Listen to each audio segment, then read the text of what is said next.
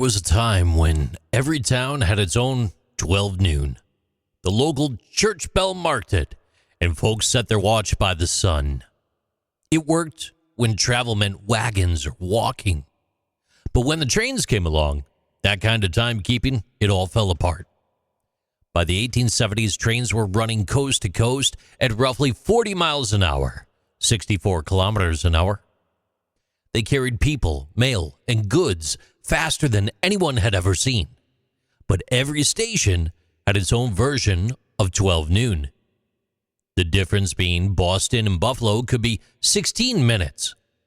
In a system built on minutes, that was pure trouble waiting to happen.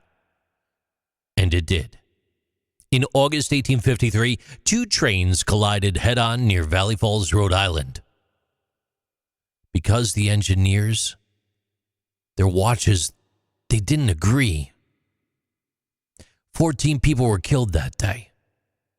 It was one of the first major American railway disasters, and it made railroad companies realize they needed one clock that the whole country could trust. So, in 1883, the railroads, they took the lead. On November 18th, they introduced what they called standard railway time. At exactly noon, telegraph operators sent a signal from the 75th meridian near Philadelphia, and clocks across North America were reset to match it. It became known as the Day of Two Noons.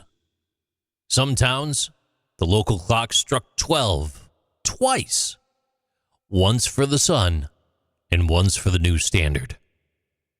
And from that moment, the continent was divided into 4 zones: Eastern, Central, Mountain, and Pacific time.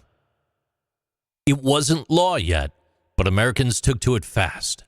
Schools, post offices, city halls, they all fell in line with the railroad's time system.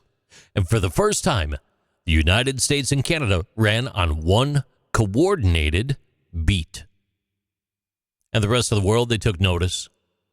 Less than a year later, on November 1st, 1884, representatives from 25 nations, they gathered in Washington, D.C. for the International Meridian Conference.